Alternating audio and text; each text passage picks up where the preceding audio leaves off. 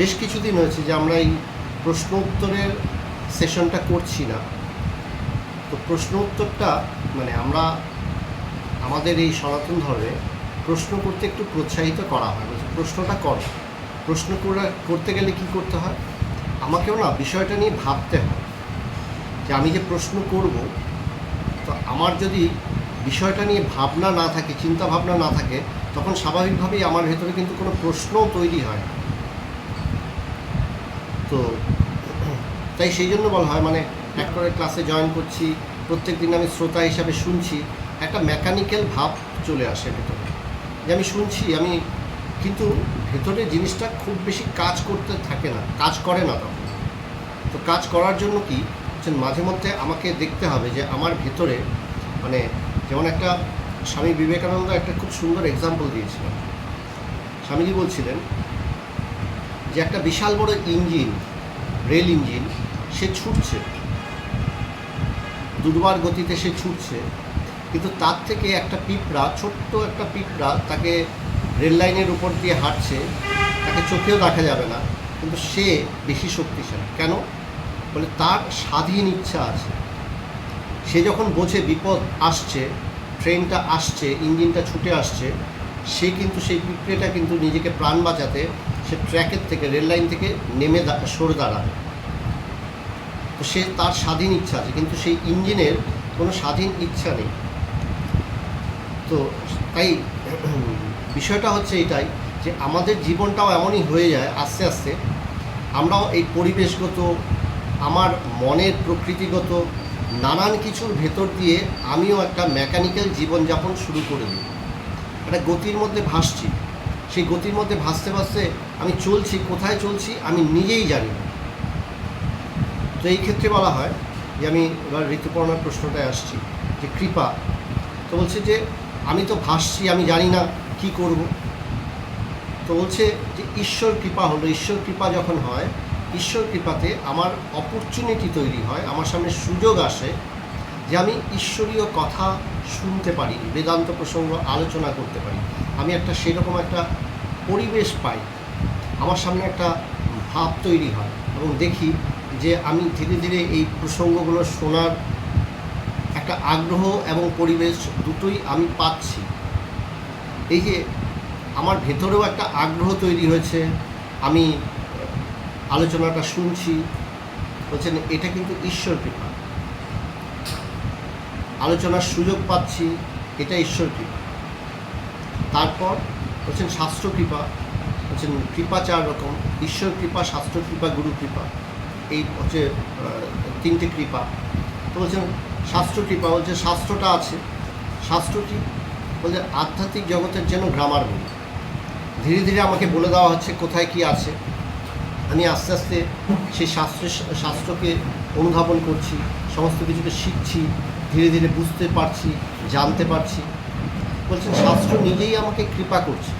তো ভগবান এইভাবে বলতেন যে দেখো, শাস্ত্র আমার ভেতরে শ্রদ্ধাটা জাগিয়ে দেয়, আমার ভেতরে শ্রদ্ধা জন্ম নেয়। যখন শ্রদ্ধা জন্ম নেয়, তখনই আমার শ্রদ্ধার থেকে জ্ঞান উৎপন্ন হয়।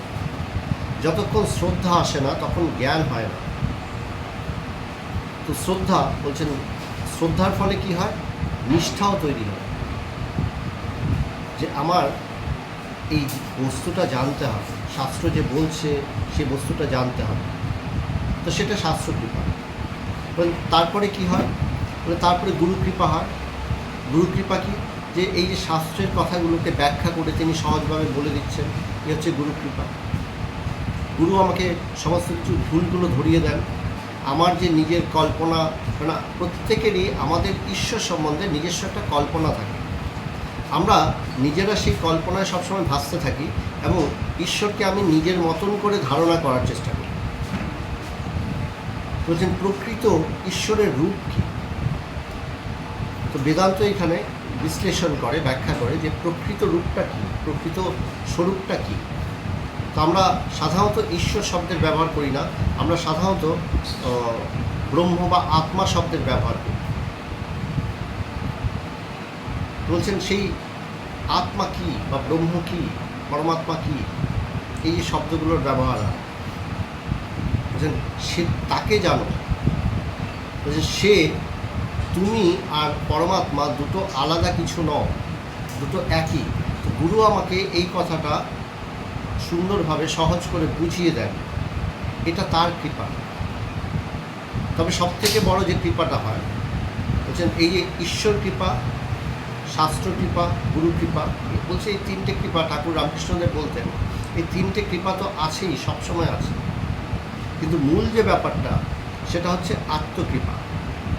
যে আমি কি বুঝতে চাই, আমি কি জানতে চাই। সাধারণত বেশিরভাগ মানুষ, আমরা যদি সমাজের দিকে তাকিয়ে দেখি, প্রত্যেক দিন সবাই মন্দিরে যাচ্ছে, মন্দিরে গিয়ে প্রার্থনা করছে, মন্দিরে গিয়ে বহু মানুষ নানান প্রার্থনার জন্য তারা মানত করে, ঠাকুরের কাছে মানত করে যে ঠাকুর এই কাজটা করে দিও, তবে এই চড়াবো তোমাকে, এই দেব, আমি এই পুজো দেব। তো এরকম বহু মানত মানুষ করে থাকে। তো ভগবানের গুরুদেব স্বামী পবিত্রানন্দজি বলেছিলেন যে ঈশ্বরকে চাইতে আসিয়া আমরা ঈশ্বরের সেবা না করিয়া ঈশ্বরকে আমাদের দাসদাসীতে পরিণত করি। আমরা ঈশ্বরকে দাসদাসী বানিয়ে দিচ্ছি।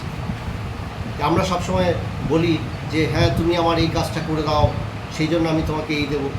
ঈশ্বরকে আমরা ঘুষ দেওয়ার চেষ্টা করি। ভগবান এইভাবে আস্তে আস্তে বলতেন যে ঈশ্বরকে যেন আমরা ঘুষ দিচ্ছি। তার থেকে বেরিয়ে আসতে হয়। তার থেকে বেরিয়ে এসে আমাকে কি আত্মকৃপা কী, যে প্রকৃত সত্য কী, সেই সত্যকে আমি জানব। গুরু শাস্ত্র আমাকে যে সুযোগ করে দিচ্ছেন সেইভাবে আমি বোঝার চেষ্টা করব, সেটা হচ্ছে আত্মকৃপা। তারা তো প্রয়াস করছেন, কিন্তু আমি নিজে কি জানতে চাইছি, বুঝতে চাইছি, সেটা আত্মকৃপা। তো আত্মকৃপা বলশালী হলে পরে লোকের কি হয়, তখন সে সাধনায় প্রবৃত্ত হয়। সাধনা বলতে কি বলে, বহু জপ, বহু ধ্যান, বহু ব্রত পালন এগুলো করতে হবে বলছে না।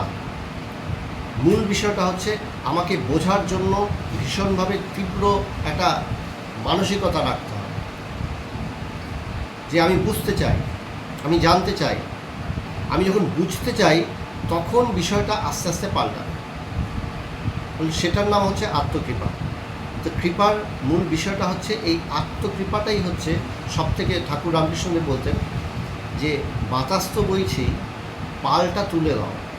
তো পালটা তুলে দেওয়াই হচ্ছে আত্মকৃপা। তখন এই গুরুশক্তি, শাস্ত্রের কৃপা, ঈশ্বর কৃপা সবই কিন্তু আমাকে ঠেলতে শুরু করে। বলে আমরা অপরচুনিটি পাই না যে তা না। প্রত্যেকটা মানুষ সেই ঈশ্বরে বিশ্বাস করুক আর নাই করুক, কিন্তু জীবনে বহু ঘটনাই প্রত্যেকের জীবনে ঘটে, যে সময়টায় মানুষ বোঝে যে সত্যি সত্যি একটা যেন দৈব আমাকে সাহায্য করেছে। কিন্তু আমরা বেসিক্যালি সাধারণ মানুষ খুবই অকৃতজ্ঞ হই। যখন ঘটে তখন হয়তো আমি বুঝলাম যে ঠিকই তো, এটা একটা অদ্ভুত ব্যাপার, যেন হয়ে গেল, আমার কাজটা হওয়ার কথা ছিল না, হয়ে গেল, কি এক অদ্ভুত ব্যাপার, অদ্ভুত এক ঈশ্বরের কৃপা। সে কেউ ঈশ্বর বলুক বা কেউ কাকতলীয় বলুক, যেভাবেই হোক, সে কিন্তু অনুভব করে যে কোনো না কোনোভাবে সে যেন একটু ধন্য হলো, তার কাজটা হয়ে গেল, কোনো একটা কিছু তার চাহিদা ছিল সেটা যেন পূর্ণ হয়ে গেল, ঈশ্বর যেন কৃপা করেছে। এটা প্রত্যেকেই বোঝে, কিন্তু আমরা আবার সেটাকে ভুলেও যাই। ভুলে গিয়ে আমরা বহু বাসনা থাকে, বহু বাসনায় আমরা অনেক কিছু চাইতে থাকি। আমি এবার ঋতুপর্ণার দ্বিতীয় প্রশ্নে ঢুকছি। তো বহু বাসনা থাকে আমাদের, যে আমরা নানান কিছু চাইতে শুরু করি। তো আমাদের চাহিদা সবগুলো তো পূরণ হয় না। যখনই চাহিদা সবগুলো পূরণ হয় না, আমার যে স্বপ্ন সেই স্বপ্নটা পূরণ হয় না, তখনই কিন্তু আমরা আবার ঈশ্বরের উপরে দোষ দিতেও শুরু করি। ঈশ্বর আমার তো এই কাজটা করলেন না, আমি তো এই দুঃখটা পেলাম, তিনি তো পারতেন এই জিনিসটা থেকে আমাকে উদ্ধার করতে, তিনি তো উদ্ধার করলেন না। তো সত্য কি বলছেন, সত্য হচ্ছে ঈশ্বর, তিনি কিন্তু তোমাকে কোনো কিছুই করছেন না, বলছেন না এটা করো বা তোমার জন্য এটা করে দিচ্ছেন, তা নয়। ঈশ্বর কি, এই যে প্রথমেই বললাম ঈশ্বর কৃপা কি, যেন একটা সুযোগ তৈরি হলো, সংযোগ তৈরি হলো, একটা এনভায়রনমেন্ট তৈরি হলো, আমি ঈশ্বরীয় কথা শুনবার, এই বেদান্ত চর্চা করবার একটা ক্ষেত্র পেলাম, সুযোগ পেলাম, অবকাশ পেলাম, আমি সেটা করছি, এটা ঈশ্বর কৃপা। মানে ঈশ্বর কৃপার দ্বারা কী করতে হবে, মানে আমার নিজের যে চাহিদাগুলো আছে, নিজের যে সাংসারিক বিবিধ চাহিদা থাকে, এই চাহিদাগুলোকে আস্তে আস্তে আমাকে সংস্কৃত করতে হবে, মানে ওটাকে ঠিকঠাক করতে হবে। আমাদের নানান চাহিদা থাকে, যেমন ঠাকুর রামকৃষ্ণদেবের সুন্দর সুন্দর গল্প আছে, গল্পগুলো খুব সুন্দর।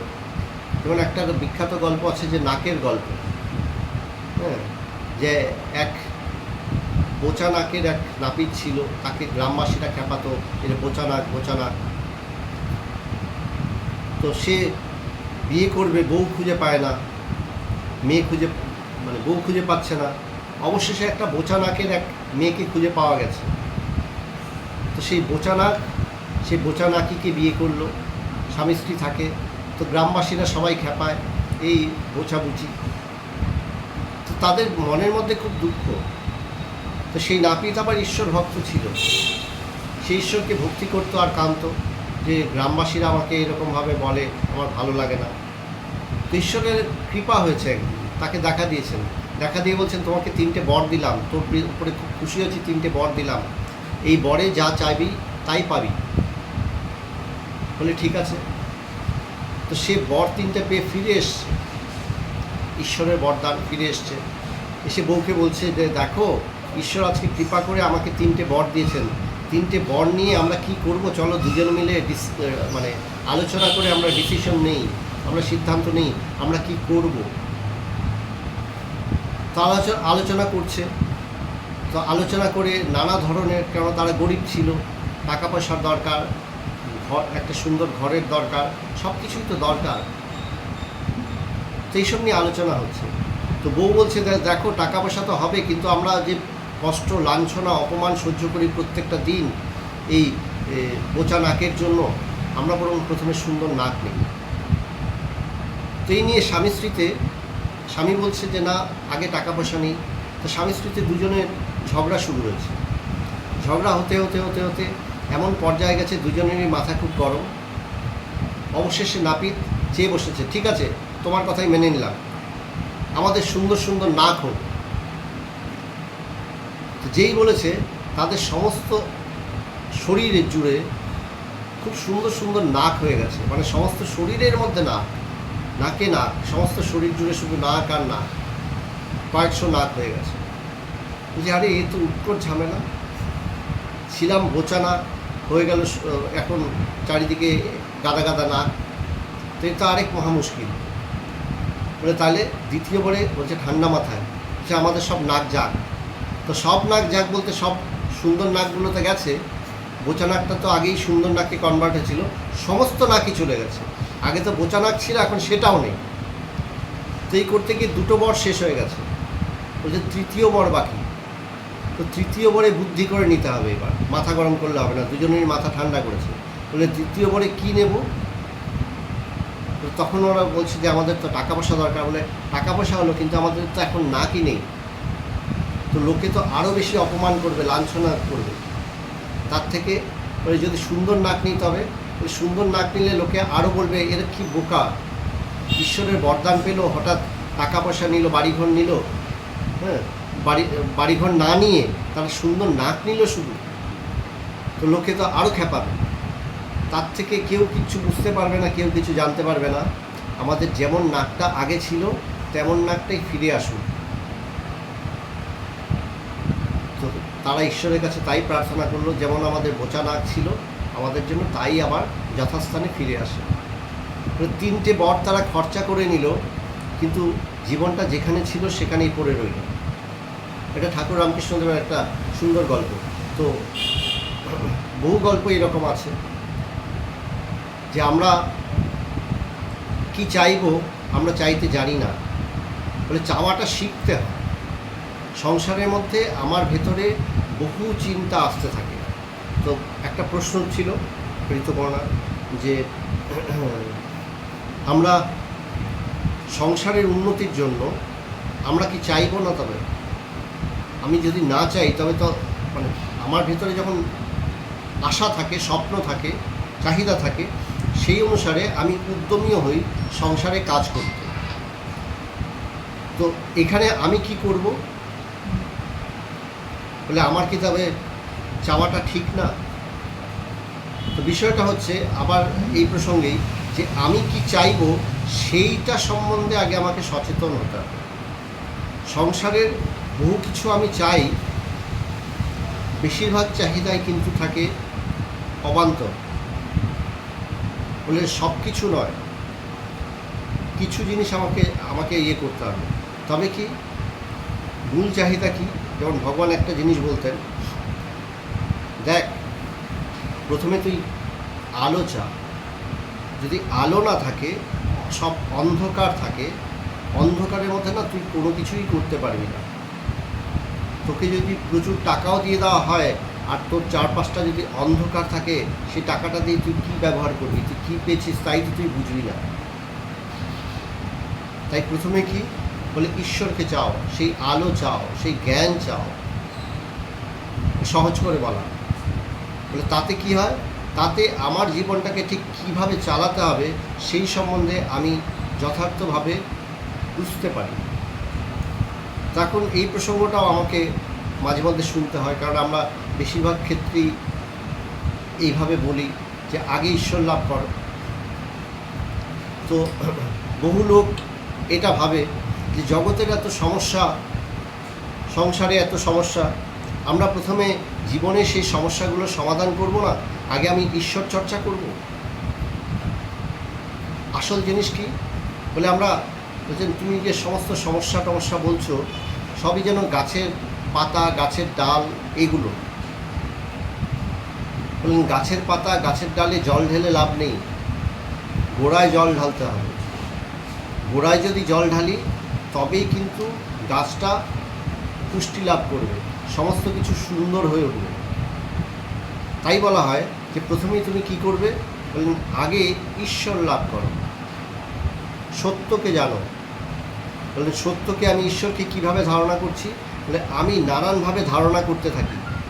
বললেন আমি গুরু এবং শাস্ত্র কৃপায় আমার ধারণাটা যথার্থ হোক, আমার ঈশ্বর সম্বন্ধে ধারণা, যেটা সহজ ভাষায় আমরা ঈশ্বর বা ভগবান বলি, সেই সম্বন্ধে আমার ধারণাটা যথার্থ হয়ে উঠতে শুরু করি। এটা হচ্ছে প্রধান, এটার উপরে সবসময় জোর দেওয়া হয়। এটা করতে করতেই দেখা যাবে বাকি জিনিসগুলো আমার ভেতরে তখন ঠিক ঠিক চাহিদা তৈরি হবে, ঠিক ঠিক ব্যবহারটা আমি শিখব, যে আমার জীবনটাকে আমি কিভাবে ব্যবহার করব সেই জিনিসটা তখন আমি ঠিকভাবে শিখতে পারবো, তখন আমি বুঝবো, তখন যে আমার চাহিদাগুলো তৈরি হবে সেই চাহিদাগুলো যথার্থ হয়। তার আগে কী হয় বলে ওই নাপিতের মতন আমি ক্ষমতা তো পেয়ে গেছি, বর তো পেয়ে গেছি, কিন্তু আমার চাহিদাটা এত বেশি উল্টো পাল্টা যে আলটিমেটলি আমি কোনো দিকেই আগাতে পারি না।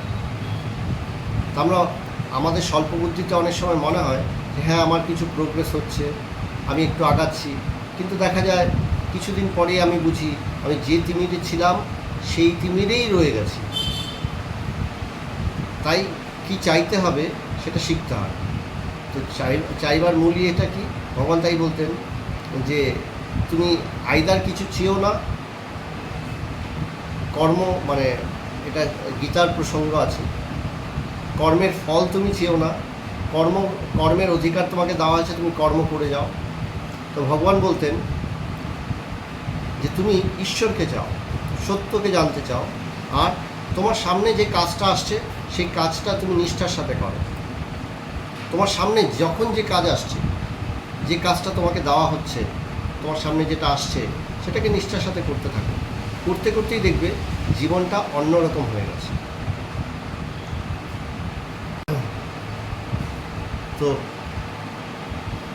প্রথম কি বলছে বেদান্তের, আমাদের এই অবস্থাত্রয়ের বিচার শেখানো হয়।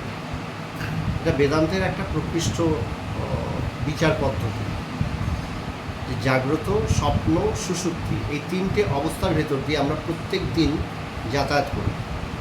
যে এই তিনটে অবস্থার বিচার তুমি করো। বলে বিচার করতে করতে আমার তুরীয় অবস্থা, সেই সমাধি অবস্থা, সেইটা বিচার দ্বারা যথার্থভাবে আমি তখন সেই জায়গাটায় পৌঁছে যেতে পারি। তো একটা কথা আছে, বলছেন যে আত্মা সবসময় সাক্ষী স্বরূপ, তিনি দ্রষ্টা, তিনি সমস্ত কিছুকে দেখছেন, তিনি সাক্ষী। আমরা বলি না যে সহজ ভাষায় সাধারণত আমরা বলি, যত যাই করো, যা কিছুই লুকাতে যাও, ঈশ্বরের দৃষ্টি থেকে তুমি লুকাতে পারবে না, ঈশ্বর সব দেখেন। এই কথাটা আমরা সহজভাবে বলি। তো বাস্তবিক কি বলেন, ঈশ্বর হচ্ছেন দ্রষ্টা স্বরূপ, তিনি সাক্ষী স্বরূপ, তিনি সব কিছু দেখছেন, তিনি সেই চৈতন্য। সেই চৈতন্য মানে এটা কেমন, বিষয়টা এইভাবে বলতে হবে যে সাগর, সেই সাগরে ঢেউ উঠছে, তো সাগরটা কি জল, জলেরই ছোট ঢেউ আর বড় ঢেউ, গোটাটাই তো সাগরই। তো আমাদের যাবতীয় যা কিছু চিন্তা ভাবনা, বাসনা, আকাঙ্ক্ষা, মোহ, ক্রোধ, লোভ যা কিছু আছে, বলে ভালো চিন্তা মন্দ চিন্তা, সব কি এই ছোট ঢেউ, বড় ঢেউ, মাঝারি ঢেউ, এই নানান রকমের ঢেউ, সব তো সাগরই। তো সবই সেই পরমাত্মাই, সেই শুদ্ধ চৈতন্যই, সেই শুদ্ধ চৈতন্যের মধ্যেই আমার নানান রকম বৃত্তি বা চিন্তা উঠে চলেছে ক্রমাগত।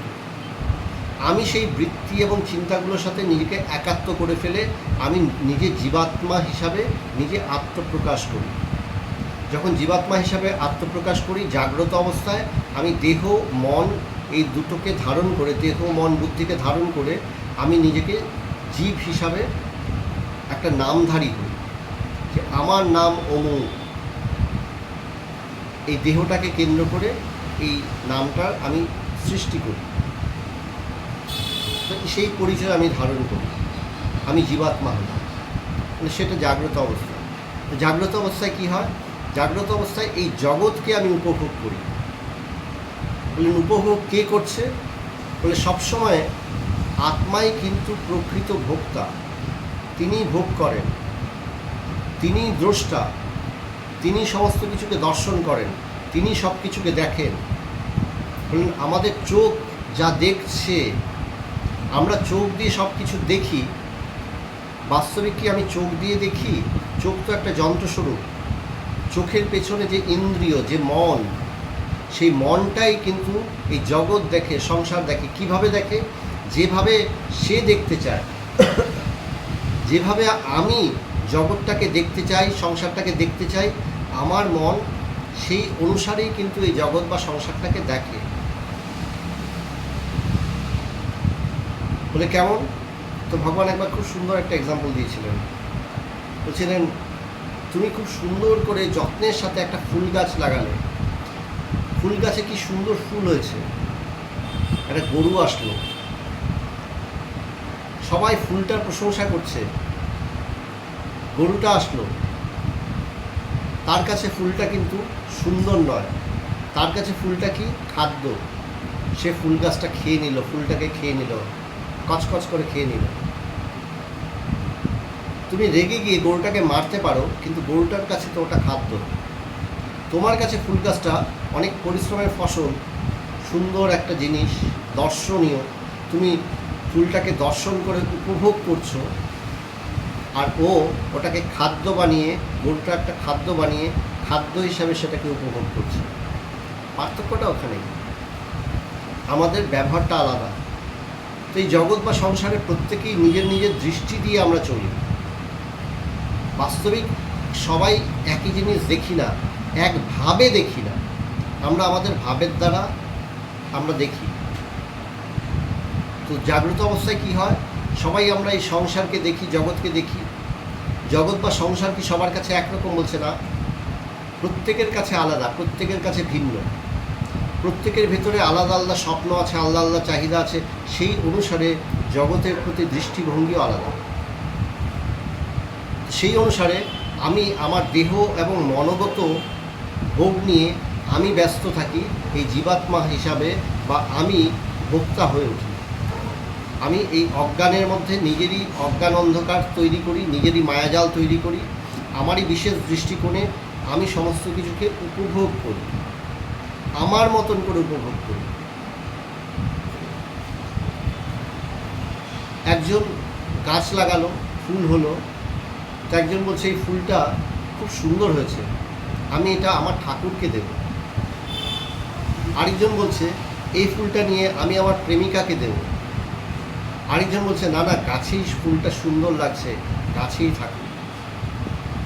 দৃষ্টিভঙ্গিটা আলাদা, ব্যবহারটা আলাদা।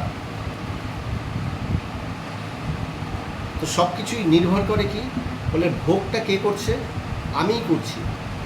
আমি ঈশ্বরকে ফুলটা নিবেদন করে ভোগটা আমিই করলাম, আমি তৃপ্ত হলাম যে আমি সব থেকে সুন্দর ফুলটা আমি ঈশ্বরের শ্রীচরণে নিবেদন করেছি। তাতে আমার ভক্তিটাকে আমি তখন ভোগ করলাম। আমি আমার প্রেমিকাকে দিলাম, আমি আমার ভালোবাসাটাকে ভোগ করলাম।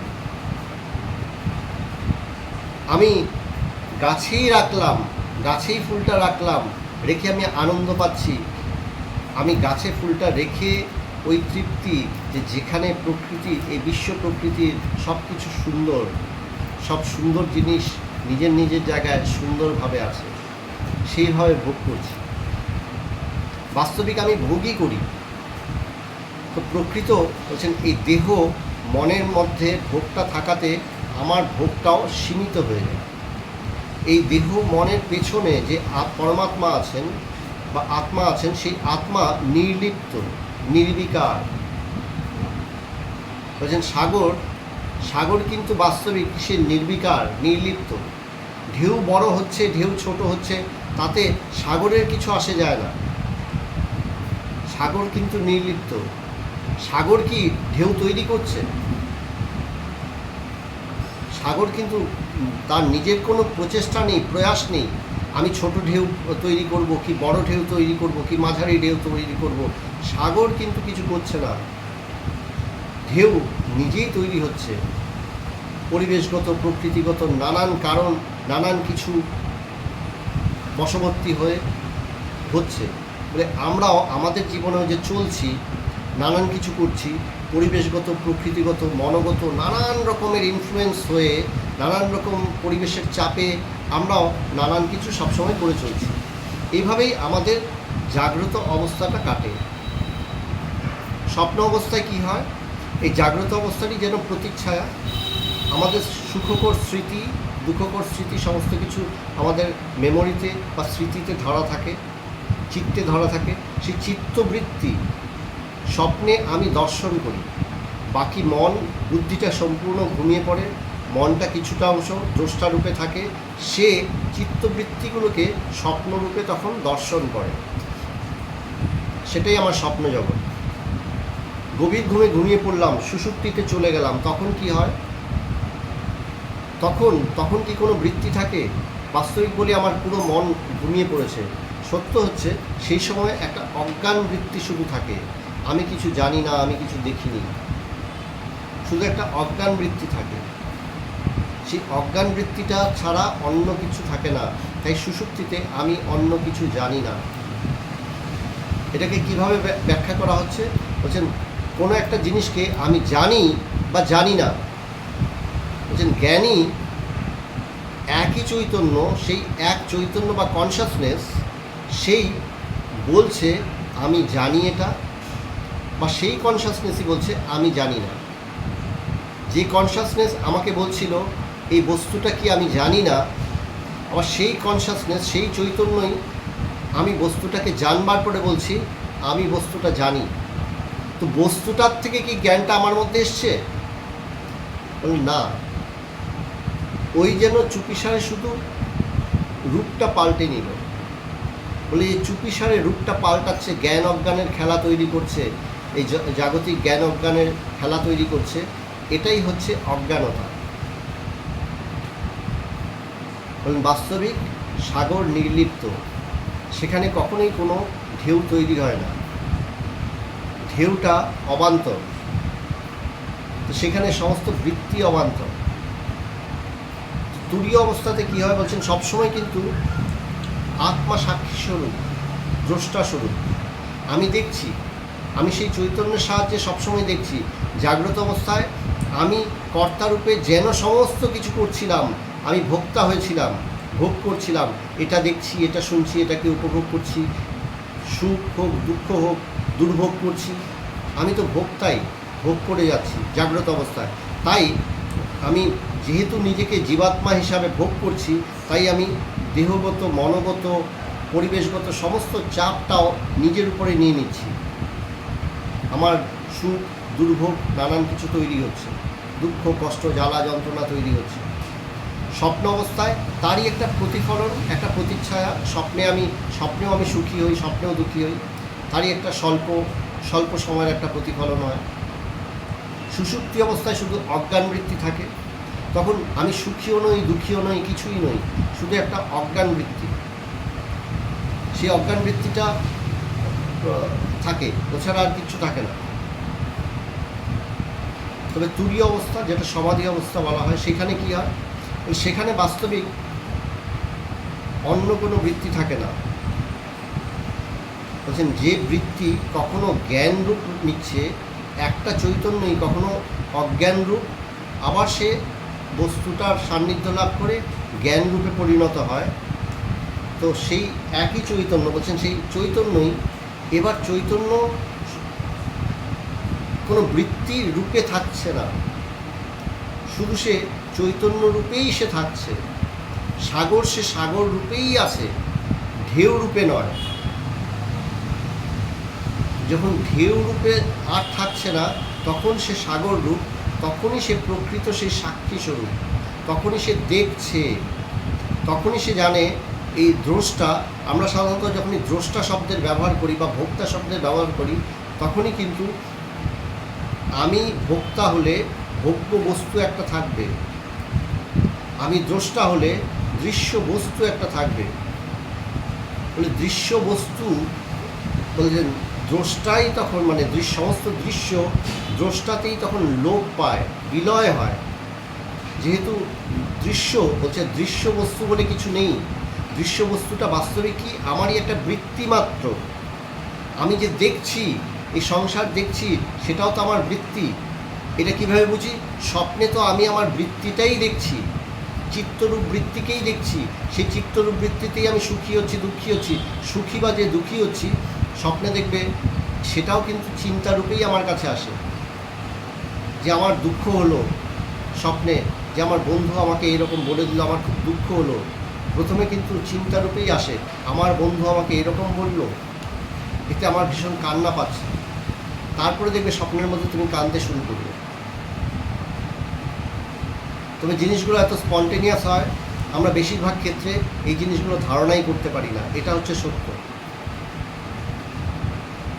তো সমস্ত কিছুকেই কিন্তু বৃত্তিরূপ আছে, এই বৃত্তিরূপ যেখানে নেই, বলছেন বৃত্তি, এই দ্রষ্টা, বলছেন দৃশ্যবস্তু দ্রষ্টাতে লয় পাচ্ছে।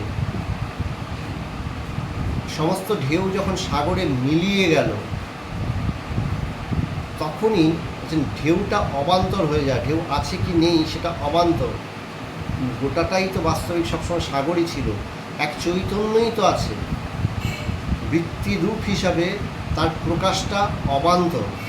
বৃত্তি আছে বা নেই, দুটোই অবান্তর।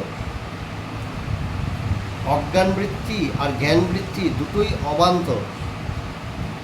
বাস্তবিক একটা জ্ঞানই আছে, শুদ্ধ চেতনই আছে। সেই শুদ্ধ চেতনই সর্বদাই তিনি দ্রষ্টারূপ, সর্বদাই তিনি ভোক্তারূপ।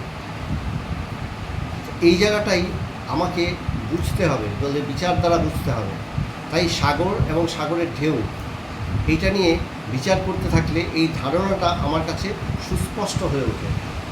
অবশেষে কী হয় বলছেন, তাই তো সেই সাথে স্বপ্ন বিচার, সুষুপ্তি বিচার করো, দেখবে সব কিছুই বাস্তবিক আমার দৃষ্টি, আমি দ্রষ্টা, আমি সেই স্থির দ্রষ্টা। আমি সবসময় দেখছি কি, আমার বৃত্তিগুলোকেই দেখছি। আমি চোখ দিয়ে কিছু দেখি না, আমি বাস্তবিক আমার মনের যে চিন্তাগুলো সেগুলোকেই দেখি। আমি কান দিয়ে কিছু শুনি না, কান দিয়ে তাই শুনি যেটা আমি শুনতে চাই, আমার মন যেভাবে শুনতে চায় সেভাবেই শোনে। কেউ বলল ভালো আছো, চট করে আমার মনে হলো আহ আজকে এতদিন পরে তার মনে হয়েছে আমি ভালো আছি কি না? হঠাৎ আজকে কেন মনে হলো? আমার সন্দেহবাতিক মন নানান ধরনের প্রতিক্রিয়া তৈরি করলো আমার ভেতরে। আবার অন্য সময় মনটা হয়তো ভালো আছে, তখন হয়তো বললো কি ভালো আছো? আমি বললো হ্যাঁ ভালো আছি। আমার ভেতরে আনন্দ হলো যে ও আমাকে খেয়াল রাখে। বলুন বাস্তবে কী হচ্ছে? আমার ভেতরের বৃত্তিটাকেই আমি দেখি, বাইরের পরিবেশে শুধু সেটার প্রতিক্রিয়াটা যেন হচ্ছে। বাস্তবিক তুমি অন্য কোনো কিছু দেখো না। এই সংসার বলে কিছু নেই, সংসার বলে কিছু হয় না। তো আছে কি? শুধু তোমার বৃত্তি। এই বৃত্তিটাকেই তুমি সবসময় দেখছো। সাগরের কোনো ঢেউ নেই, ঢেউ বলে কিছু হয় না। সাগরটাই আছে, সাগরটাই সত্য।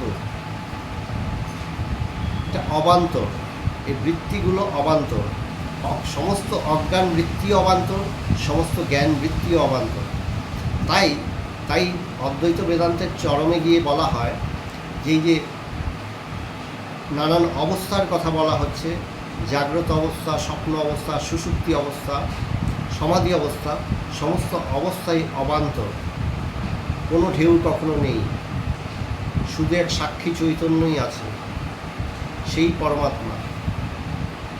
তুমি তাই শুধু এইটুকুই অনুভব করার আছে।